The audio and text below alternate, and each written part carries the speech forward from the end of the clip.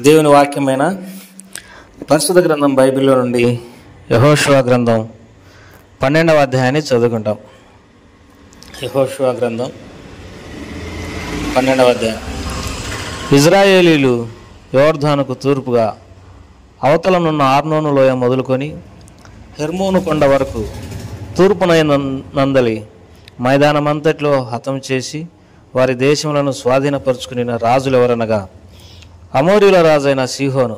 అతడు హెష్బోనులో నివసించి ఆర్నోను ఏటి తీరమునందలి ఆరో ఏరు నుండి అనగా ఆ ఏటిలోయ నడమ నుండి గీలాదు అర్ధభాగమును అమ్మోనీయులకు సరిహద్దుగానున్న హెబ్బోకు ఏటిలోయ వరకు తూర్పు దిక్కునున్న కిన్నెరేతు సముద్ర తీరం వరకును తూర్పు తీరమున బెత్షెమెతు మార్గమున ఉప్పు సముద్రముగానున్న అరాబా సముద్రం వరకును దక్షిణ దిక్కున పిస్కా కొండ చర్యల దిగువనున్న మైదానం వరకును ఏలినవాడు.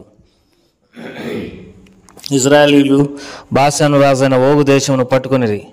అతడు రెఫాయిలుల దేశంలోనొకడు. అతడు అస్తారోతులోను ఎద్రేయులోను నివసించి గెస్సీరుల యొక్కయు మయకాతీల యొక్కయు సరిహద్దు వరకు బాషాను అంతటిలోను సల్కాలోను హెర్మోనులోను హెష్బోను రాజైన సీహోను సరిహద్దు వరకు గీలాదు అర్ధభాగంలోను రాజ్యం ఏలినవాడు. యెహోవా సేవకుడైన మోషేయు ఇజ్రాయేలీయులను వారిని హతం చేసి యెహోవా సేవకుడైన మోషే రూబేనీయులకును గాదీయులకును మనష్షే అర్ధగోత్రపు వారికి స్వాస్థ్యంగా దాన్ని ఇచ్చెను.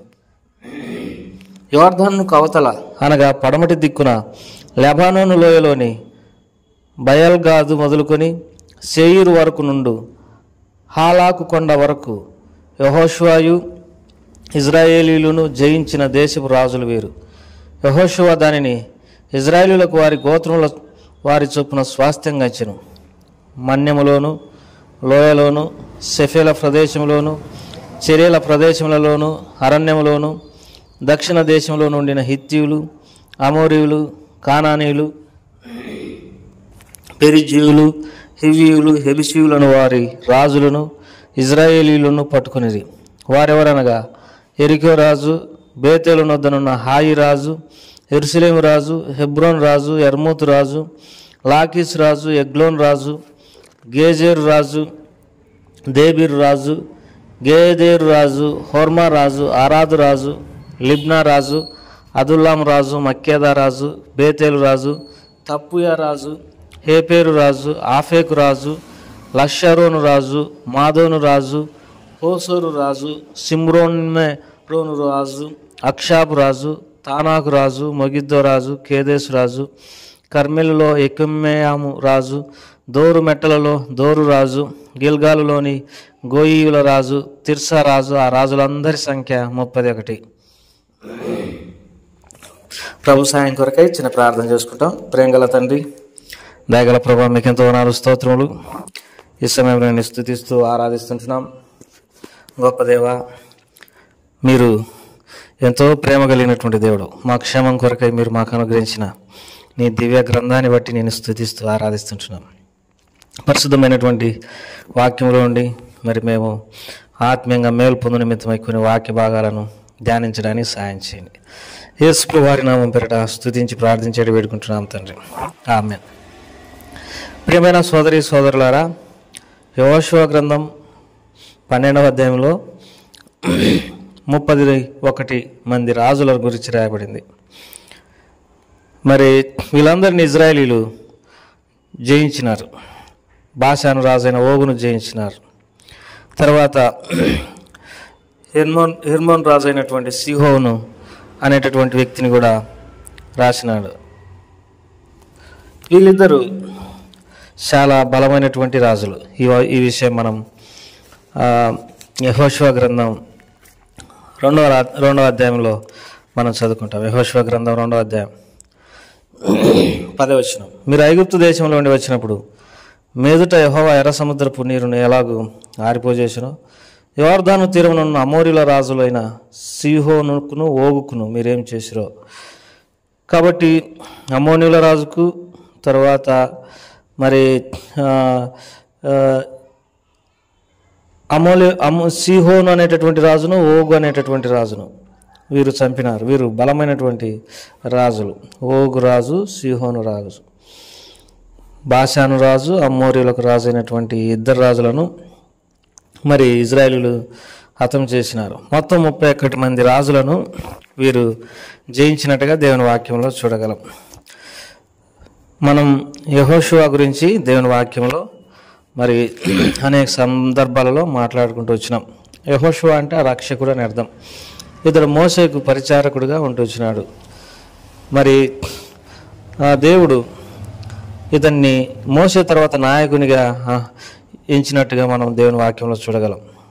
మరి మోషే దేవునితో ఈ మాట మాట్లాడుతూ వచ్చినాడు. సంఖ్యాకాండంలో జనులు కాపర్లేని గొర్రెల వలె ఉండకోకున్నట్లుగా వారికి ముందుగా వచ్చుటకు పోటకు ఒక నాయకుని ఏర్పరచమని దేవుని అడిగినప్పుడు మోషే దేవుడు చెప్పినాడు, నూను కుమారుడైనటువంటి యెహోషువ ఆత్మను పొందినటువంటి వాడని దేవుడు సెలవిస్తూ వచ్చినాడు. అతని తల మీద చేతులుంచు, అతడు జ్ఞానాత్మ పూర్ణుడు అవుతాడని మరి దేవుడు సెలవిస్తూ వచ్చినాడు. మొత్తం మీద మోషే తర్వాత నాయకునిగా యెహోషువ ఎంచబడుతూ వచ్చినాడు. ఇతడు మరి మోషేకు పరిచారకుడుగా ఉండడమే కాదు, మరి ఇజ్రాయేలీలకు మరి మంచి సమాచారం తీసుకొచ్చినటువంటి వాడు. 12 మంది ఇజ్రాయేలీల గోత్రముల అధిపతులు చెడ్డ సమాచారం కానాను దేశం గురించి చెప్పినప్పుడు కాలేబు యెహోషువ మాత్రమే మరి మంచి సమాచారం ఆ దేశం గురించి సెలవిస్తూ వచ్చినారు, ప్రజలను నిమ్మలపరిచినారు. తర్వాత దేవుడు కూడా ఆ వ్యక్తితో యెహోషువ గ్రంథం 1వ అధ్యాయంలో ఈ మాటలని సెలవిచ్చినాడు. నీ బ్రతుకు దినములన్నిటిలో ఏ మనుషుడు నీ ఎదుట నిలవలేకుండానని, తర్వాత నేను మోషేకు తోడైనట్లుగా నేను కూడా నీకు తోడు ఉంటానని యెహోషువ గ్రంథం 1వ అధ్యాయం 5వ వచనంలో రాయబడినట్టు దేవుడు అతనికి వాగ్దానం చేసినాడు. నిన్ను విడువను ఎడబాయనని సెలవిస్తూ వచ్చినాడు. నిబ్బరం కలిగి ధైర్యంగా ఉండమని సెలవిస్తూ వచ్చినాడు. ఆ మాట చొప్పునే తన బ్రతుకు దినములన్నింటిలో ఏ మనుషుడు కూడా తన ఎదుట నిలవలేకపోయినాడు. 31 మంది రాజులను చంపడము, లేకపోతే వారిని ఓడించడము, వారి దేశాన్ని స్వాధీనపరచుకోవడం అంటే సులువేమి కాదు. ఎంత ధైర్యము, ఎంత సాహసము, ఎంత దేవుని మీద విశ్వాసము, ఎంత దేవుని శక్తి ఒక వ్యక్తి కలిగి ఉన్నప్పుడే ఇలాంటి సాహసాలు చేయగలడు. ప్రియమైనటువంటి వారలారా, దేవుడు తాను మాటిచ్చిన ప్రకారం ఆ రాజులందరినీ యెహోషువ ఓడగొడుతొచ్చినాడు. ఈ యెహోషువ వీళ్ళందరినీ జయించడం ద్వారా దేవుని ప్రజలైన ఇజ్రాయేలులకు క్షేమం కలిగింది, నెమ్మది కలిగింది. తర్వాత వారు ఎంతో భద్రంగా, సుఖంగా, నెమ్మదిగా జీవించడానికి అవకాశం ఏర్పడింది. 31 మంది రాజులను ఓడించడం అంటే అంత సులువు కాదు. ఆయన భయంకరమైన సాహస క్రియలను యెహోషువ ద్వారా దేవుడు చేస్తూ వచ్చినాడు.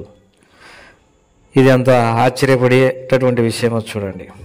మనం కూడా దేవుని శక్తి చేత సాతాను దుర్గములన్నింటినీ పడగొట్టి ప్రభు కొరకై మరి మనము ఈ దేశాన్ని, లేకపోతే మన చుట్టూ ఉన్నటువంటి ప్రజలను నిలుపుదుముగాక. మనకు కూడా దేవుని శక్తిని మనం కూడా కోరుకొని, ప్రభువా ఈ దేశం కొరకై ప్రార్థన చేయడానికి, ఈ దేశం నీ మహిమతో నింపబడి ఉండడానికి, సాతాను దుర్గములన్నీ కూలిపోవడానికి, మరి నీ సంఘము మరి మా దేశంలో మరి బలంగా వృద్ధి చెందడానికి, తర్వాత నీ నామం మహిమపరచబడ్డానికి, ప్రభువా ప్రజలందరూ నిన్ను తెలుసుకోవడానికి సహాయం చేయమని మనం యెహోషువ వలె సాహస క్రియలు ప్రభు కొరకై చేయవలసినటువంటి వారమైంటున్నాం. ఈ 12వ అధ్యాయంలో ఇంకొక శ్రేష్టమైనటువంటి మాటను చూసి ముగించుకుంటాం. 6వ వచనం, యెహోవా సేవకుడైన మోషేయు ఇజ్రాయేలీయులను వారిని హతం చేసి, యెహోవా సేవకుడైన మోషే రూబేనీయులకును గాదీలకును మనష్షే అర్ధగోత్రపు వారికి స్వాస్థ్యంగా దాన్ని ఇచ్చెను. ఇక్కడ దేవుని వాక్యంలో మోషేను దేవుని సేవకుడని మరి ఇక్కడ రాయబడింది. మోషే దేవుని సేవకుడు అనేటటువంటి మాట సామాన్యమైనటువంటి మాట. మోషే దైవజనుడని మరి దేవుని వాక్యంలో మనం చదువుకుంటాం. దేవుని ప్రజమైనటువంటి మనం చేసే సేవను బట్టే మనకు పేర్లు ఇవ్వబడతాయన్న సంగతి మనము గుర్తెరగాల్సినటువంటి వారం అంటున్నాం. ఎవరైనా స్వార్థ చేసే తలంతో ఉంటే వారిని స్వార్థికులు అని అంటాం. ఎవరైనా కాపరులుగా ఉంటే వారిని కాపరులు, సంఘాన్ని చూసుకునేటటువంటి పాస్టర్లు అని అంటాం. ఎవరికైనా పరిచర్య చేసేటటువంటి వరం ఉంటే వారు పరిచారకులు అని అంటాం. కొంతమందిని పెద్దలు అని అంటాం, కొంతమందిని నాయకులు అని అంటాం. సేవకులు, దైవజనులు, నాయకులు, పెద్దలు, పరిచారకులు మరి వాక్యమును బోధించు బోధకులు అని కూడా దేవుని వాక్యంలో రాయబడింది. జతపని వారు అని కూడా దేవుని వాక్యంలో రాయబడింది. ఏదేమైనా రక్షించబడినప్పుడు మనం దేవునికి దూరంగా ఉన్నప్పుడు మనం అన్యులం. రక్షించబడిన తర్వాత దేవుని ఇంట్లో చేర్చబడినప్పుడు మనల్ని సోదరులు అని అంటారు. ఒకవేళ సేవలో మనం బలమైనటువంటి రీతిలో ముందుకు పోతా ఉన్నప్పుడు మన స్థితిని బట్టి పరిచారకులనో, సేవకులనో, దైవజనులనో, తర్వాత మరి పెద్దలనో, సువార్థికులనో, బోధకులనో ఈ రీతిగా దేవుడు మరి వారికి ఆ స్థితిని కలగజేయను. అయితే ప్రశ్న ఏమిటంటే, ఎన్నో సంవత్సరాలుగా మనం దేవుని మందిరానికి వెళ్తున్నప్పటికీ, అన్యజనుల్లో రక్షించబడినటువంటి వారమైనప్పటికీ దేవుని మందిరంలో సహోదరులుగా ఉంటేనే సరిపోలేదు. మనం దేవుని సేవలో ఏదో ఒక భాగమును కలిగినటువంటి వారమై ప్రభువుకు మహిమ తెచ్చేటటువంటి రీతిలో దేవుని సేవలో ముందుకు సాగవలసినటువంటి వారమంటున్నాం. ప్రభు ఆ రీతిగా సహాయపడిన గాక. ప్రేమగల తండ్రి, దయగల ప్రభు, ఈ మాటలన్నింటినీ మా కొరకు ఆశీర్వదించండి. విన్నవారిలోని కార్యాన్ని జరిగించండి. యేసు వారి నామం పేరిట అడిగి వేడుకుంటున్నాం తండ్రి. ఆమేన్.